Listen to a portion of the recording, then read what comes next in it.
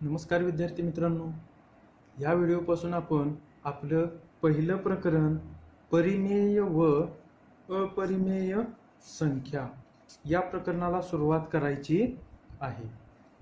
मग सर्वप्रथम बघा, या पाठातील काही महत्त्वाचे मुद्दे आपण पाहू. तर पहिला मुद्दा आपला आहे संख्यांचे प्रकार व परिमेय संख्या. आपल्याला इयत्ता 6वी किंवा 7वी मध्ये झालेले काही संख्यांचे प्रकार असतील त्याबद्दलची थोडीशी माहिती इथं आपल्याला घ्यायची आहे. त्यानंतर परिमेय संख्या संख्या रेषेवर दाखवणे. आता आपणा सर्वांना संख्या रेषा कशा प्रकारची असते माहिती आहे. त्या संख्या रेषेवर आपल्याला काय करायचे आहेत, आपल्या परिमेय संख्या असतात त्या दाखवायच्या आहेत. त्यानंतर पुढचा मुद्दा आहे परिमेय संख्यांमधील क्रमसंबंध. आता क्रमसंबंध म्हणजेच काय, तर त्यांच्यातील लहान मोठेपणा. त्यांच्यातील काय असणार आहे, तो लहान मोठेपणा. त्यानंतर परिमेय संख्यांचे दशांश रूप. म्हणजे आपणाला समजा परिमेय संख्या दिल्या तर त्यांचं दशांश रूप कसं काढायचं हे आपणाला या मुद्द्यामध्ये बघायचं आहे. आणि त्यानंतर शेवटचा मुद्दा आहे अपरिमेय संख्या व त्या संख्या संख्या रेषेवर दाखवणे. शेवटचा मुद्दा आहे अपरिमेय संख्या आपण कशाला म्हणतो त्याची व्याख्या बघायची आहे आणि त्या अपरिमेय संख्या आपणाला संख्या रेषावर दाखवायच्या आहे. मग चला तर सुरुवात करूया आपल्या पाठाला. नाव आहे परिमेय व अपरिमेय संख्या. विद्यार्थी मित्रांनो, या पाठामध्ये सर्वप्रथम आपल्याला संख्यांचे प्रकार बघायचे आहेत. त्याच्यामध्ये बघा आपल्याला प्रथम 3 संख्यांचे प्रकार आहेत, नैसर्गिक संख्या, पूर्ण संख्या आणि पूर्णांक संख्या. या तिन्हींची पहिला व्याख्या जाणून घेऊ आणि मग आपण आपल्या परिमेय संख्या या मुद्द्याला सुरुवात करायची आहे. तर संख्यांचा पहिला प्रकार कोणता आहे बघा, नैसर्गिक संख्या. तर नैसर्गिक संख्या म्हणजे अशा संख्या की त्या संख्या समूहाची सुरुवात 1 पासून होते आणि पुढे त्या संख्या अनंत असतात. पुढे त्या संख्या काय असतात, अनंत असतात, मोजता येत नाही. मग बघा, नैसर्गिक संख्यांचा वापर वस्तू किंवा सामग्री मोजण्यासाठी होतो, म्हणून त्यांना मोज संख्या असं देखील म्हटलं जातं. काय म्हटलं जातं त्यांना, मोज संख्या असं देखील म्हटलं जातं. त्यानंतर संख्यांचा दुसरा प्रकार आहे पूर्ण संख्या. दुसरा प्रकार कोणता आहे आपला, पूर्ण संख्या. तर बघा, पूर्ण संख्या म्हणजे काय, तर नैसर्गिक संख्या कितीपासून सुरू होतात, 1, 2, 3, 4 आणि अशा अनंत असतात. नैसर्गिक संख्यांमध्येच जर आपण 0 मिळवलं तर त्यांना पूर्ण संख्या असं म्हणतात किंवा त्या समूहाला पूर्ण संख्या समूह असे म्हणतात. मग बघा, याची व्याख्या कसं करू शकतो आपण, जे संख्या समूह 0 पासून सुरू होतात आणि अनंत असतात. म्हणजे ज्या संख्या समूहाची सुरुवात 0 पासून होते आणि त्याच्यामध्ये अनंत संख्या असतात त्यांना पूर्ण संख्या असे म्हणतात. त्याच्यानंतर बघा पूर्णांक संख्या. आता पूर्णांक संख्यामध्ये 0 तर असतंच, परत 1, 2, 3 अशा अनंत संख्या असतातच. त्याच पद्धतीनं तिथं ऋण संख्या देखील असतात. म्हणजे ऋण 1, ऋण 2, ऋण 3 ह्या अशा ऋण संख्या देखील असंख्य असतात. मग पूर्णांक संख्या समूहाची व्याख्या आपण कशी करू शकतो, तर बघा, जो संख्या समूह 0, धन संख्या आणि ऋण संख्या यांच्यापासून बनलेला आहे त्यांना पूर्णांक संख्या समूह असे म्हणतात. काय म्हणतात त्यांना, पूर्णांक संख्या समूह. मग या 3ही संख्या समूहांची व्याख्या तुम्हाला घरी द्यायची आहे. तुमच्या स्वाध्यायाबरोबर त्या व्याख्या देखील तपासल्या जातील. व्हिडिओ तुम्ही परत पाहू शकता. ज्या पद्धतीने मी सांगितलं त्या पद्धतीने तुम्हाला त्या व्याख्या लिहायच्या आहेत. त्यानंतर संख्यांचा पुढचा प्रकार पाहूया, परिमेय संख्या. तर पुढचा प्रकार आहे आपला परिमेय संख्या. मग परिमेय संख्यांची व्याख्या पुस्तकात कशा प्रकारे दिलेली आहे बघा. m/n या स्वरूपातील संख्यांना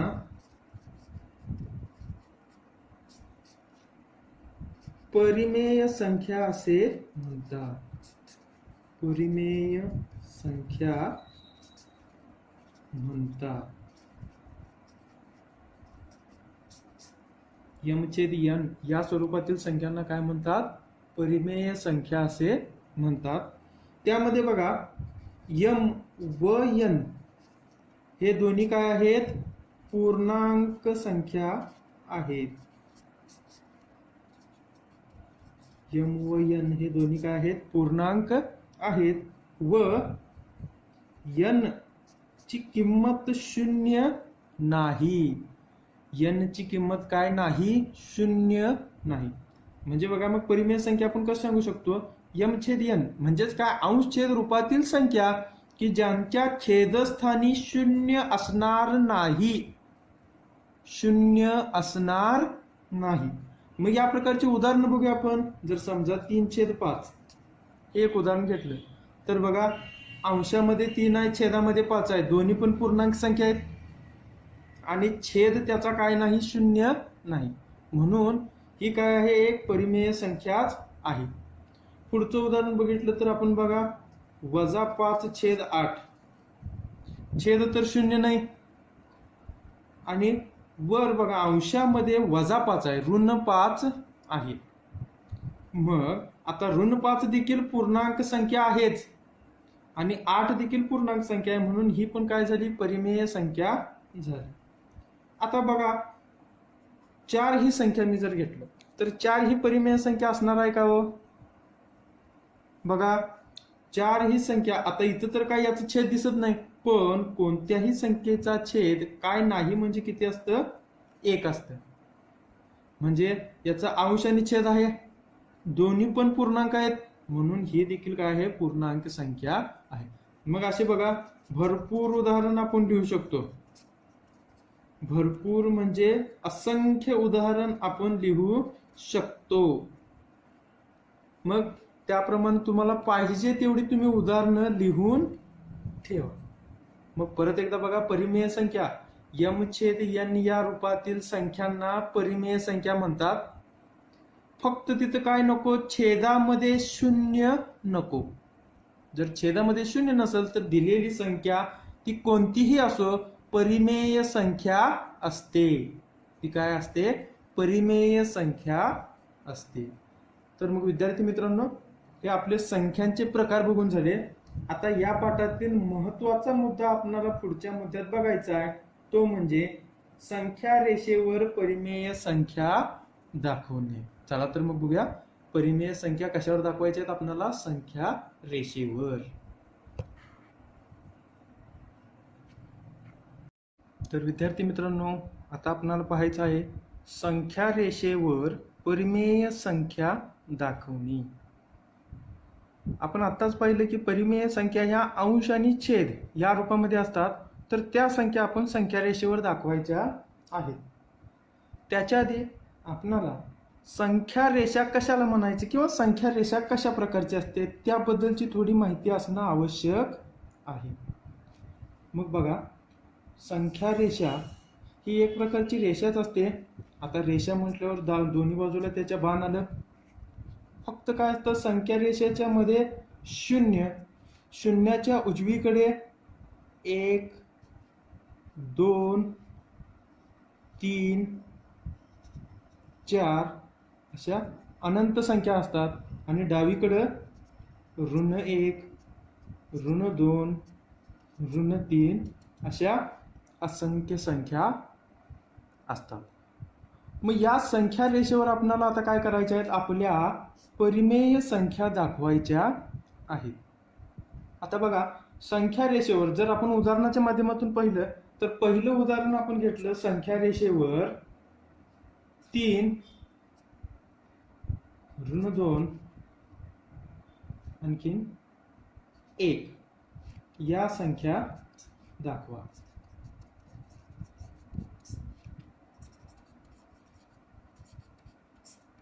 हे जर उदाहरण घेतलं आपण तर बघा हे एकदम सोपं आहे.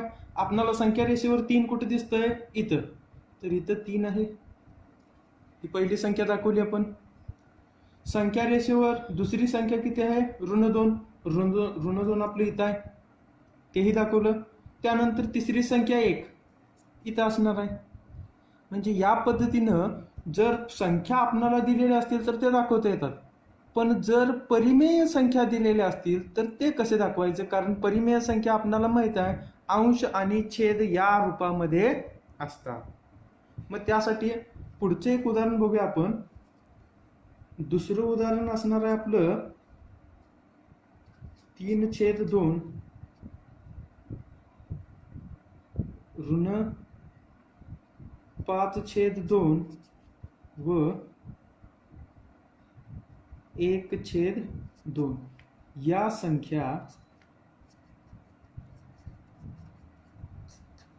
संख्या रेषेवर दाखवा.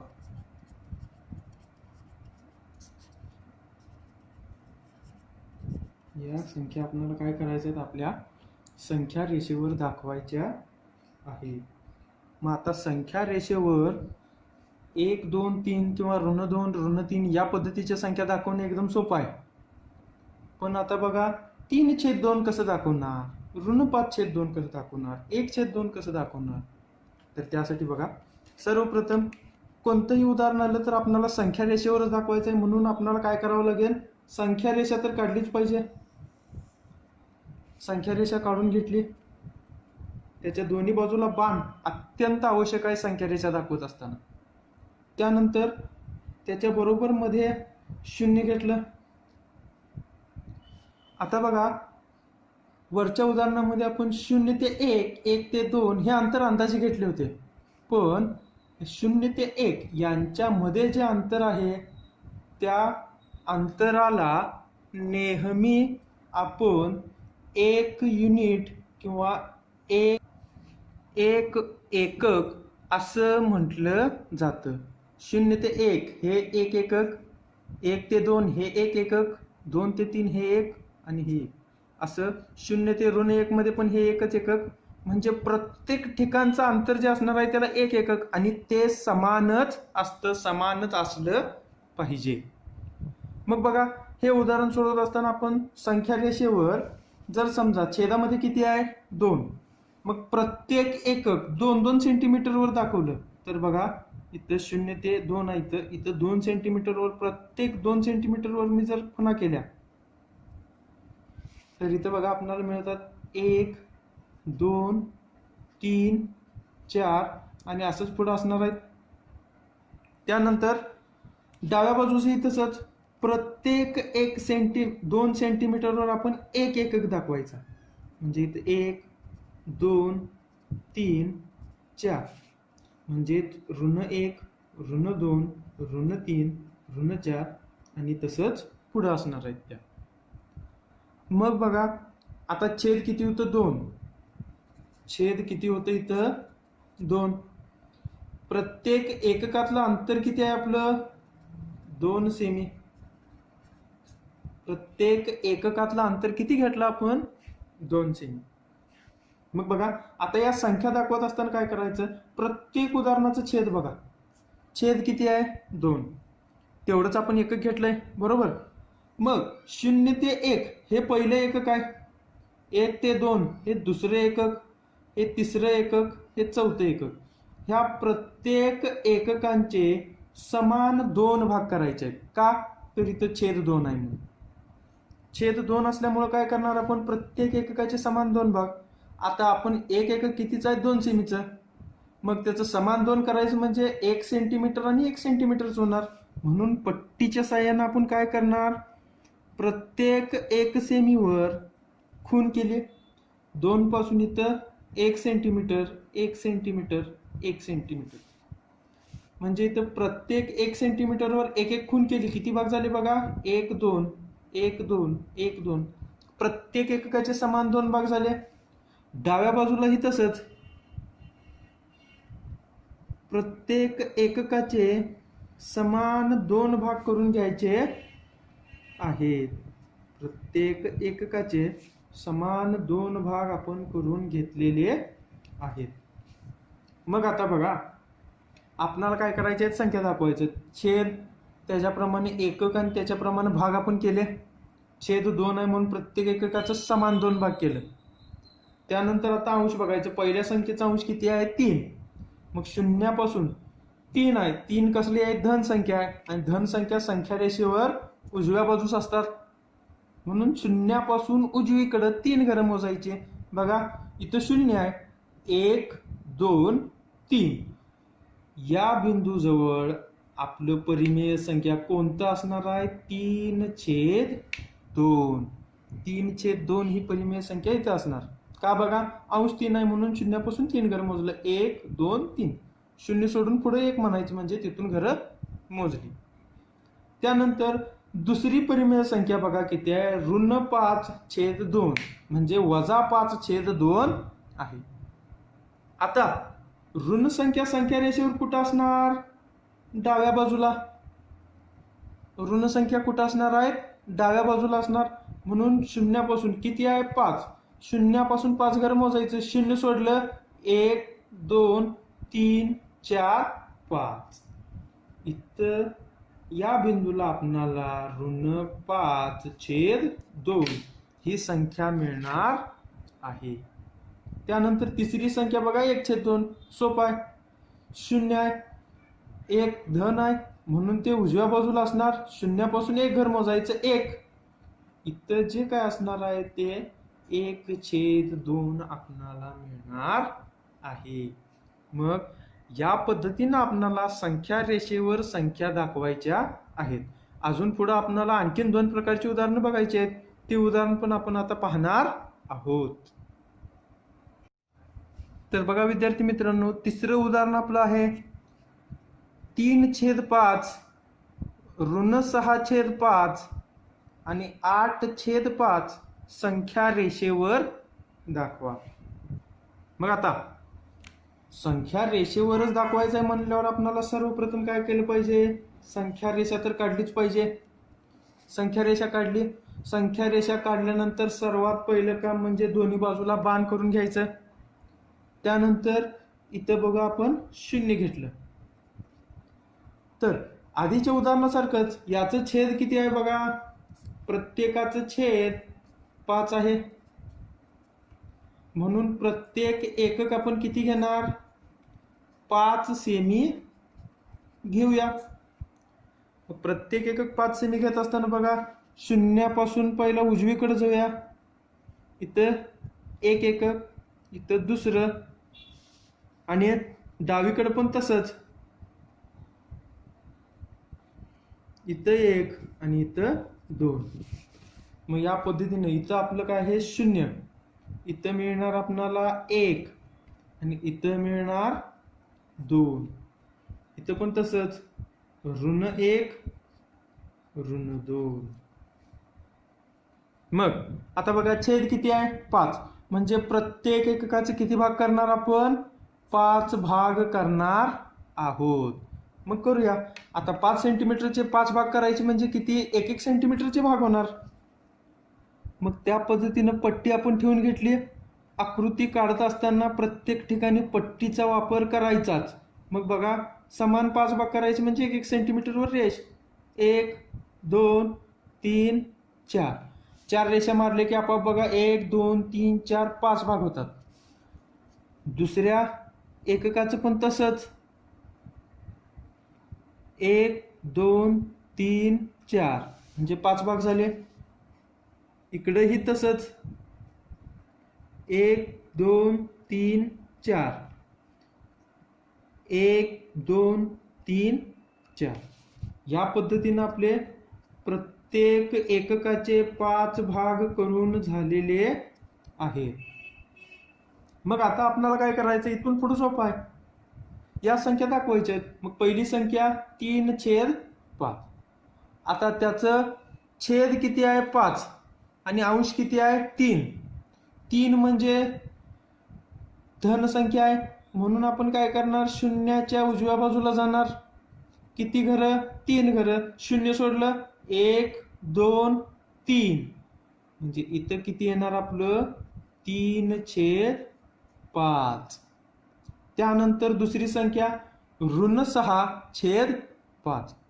आता ऋण संख्या डाव्या बाजूला किती आहे अंशामध्ये, -6 म्हणजे 6 घरं. शून्य सोडायचं नेहमी, शून्य सोडलं 1 2 3 4 5 आणि इथं आपलं येणार आहे 6.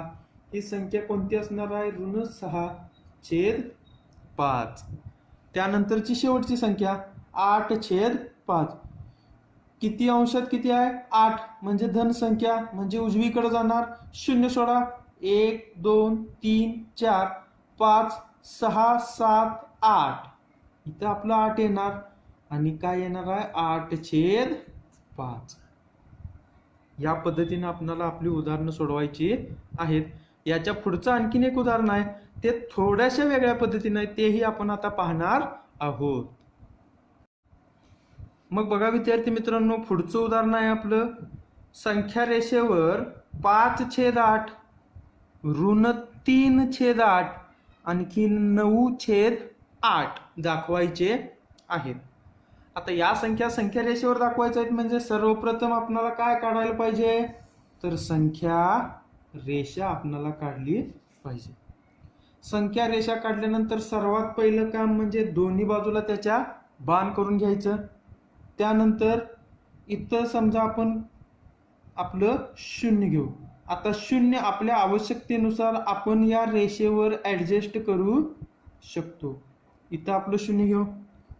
आता बघा छेद किती आहे, 8. 8 सेंटीमीटर जर आपण घेतलं तर आपल्या वहीमध्ये ते उदाहरण बसणार नाही, वहीमध्ये पण बसणार नाही आणि परीक्षेत सोडवत असताना उत्तरपत्रिकेवर पण बसणार नाही. मग त्यासाठी काय करायचं बघा, या उदाहरणासाठी छेद किती आहे, 8.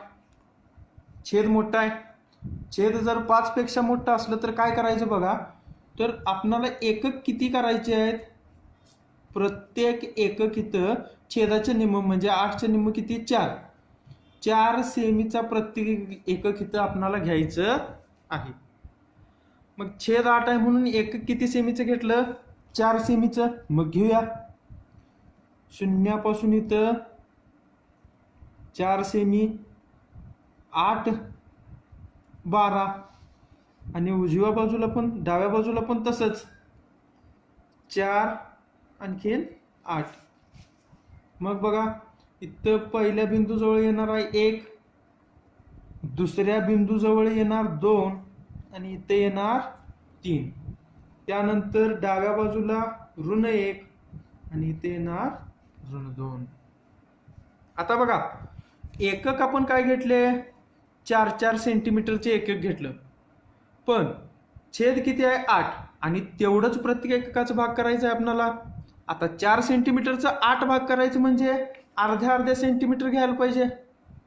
काय करायचं आपल्याला, 4 सेंटीमीटरचे आपल्याला 8 भाग करायचे म्हणजे प्रत्येकातलं अंतर हे अर्धा सेंटीमीटर असणार आहे. मग त्यासाठी बघा आपण जर पट्टी ठेवलं आणि प्रत्येक अर्धा सेंटीमीटरवर जर आपण खून करत गेलो तर आपणाला बरोबर इथे 8 भाग झालेले दिसून येतील. बघा 1 2 3 4 5 6 7 8. मग दुसऱ्या एककाचे पण तसंच अर्धा सेंटीमीटरवर खून करून घ्यायचे. 1 2 3 4 5 6 7 रेषा म्हणजे 8 भाग. इकडे ऋण संख्यांच्यात पण तसंच करू. डाव्या बाजूला पण 1 2 3 4 5 6 7 आणि त्याच्या पुढच्या एककाचे पण तेवढेच भाग 1 2 3 4 5 6 7 म्हणजे एकूण त्याचे किती भाग झालेले आहेत, 8 भाग झालेले आहेत. मग बघा आता आपण प्रत्येक एककाचं समान 8 भाग केलेला आहे. त्यानंतर संख्या आपल्याला संख्या रेषेवर कुठल्या दाखवायच्या ते बघूया. पहिली संख्या 5/8. मग 5/8 जर आपण बघितलं तर अंशामध्ये किती आहे 5. शून्यापासून आता 5 धन संख्या आहे म्हणून शून्यापासून उजवीकडे मोजणार आपण. मोजा. 0 सोडलं 1 2 3 4 5. इथं आपली संख्या येणार आहे 5/8. त्यानंतर दुसरी संख्या आहे ऋण 3/8. आता ऋण आहे म्हणजे डावीकडं आणि किती आहे ऋण 3 घरं. 0 सोडलं 1 2 3. तर या बिंदूला आपल्याला मिळणार ऋण 3/8. त्यानंतर पुढची संख्या आहे 9/8. 9/8 म्हणजे बघा परत शून्यापासून आता धन संख्या आहे म्हणजे उजवीकडे जाणार. एक घर सोडलं 1 2 3 4 5 6 7 8 आणखीन 9. इथं येणार आपलं 9/8. मग या पद्धतीने विद्यार्थी मित्रांनो आपण संख्या रेषेवर परिमेय संख्या दाखवणे याची वेगवेगळ्या पद्धतीची उदाहरणं पाहिलेली आहेत. यावरून आता तुमचा स्वाध्याय बघा. तुम्हाला पहिला त्या ज्या व्याख्या सांगितल्यात सुरुवातीला त्या व्याख्या लिहायच्या आहेत. आणि त्यानंतर तुम्हाला सराव संच 1.1 पूर्ण सोडवायचा आहे.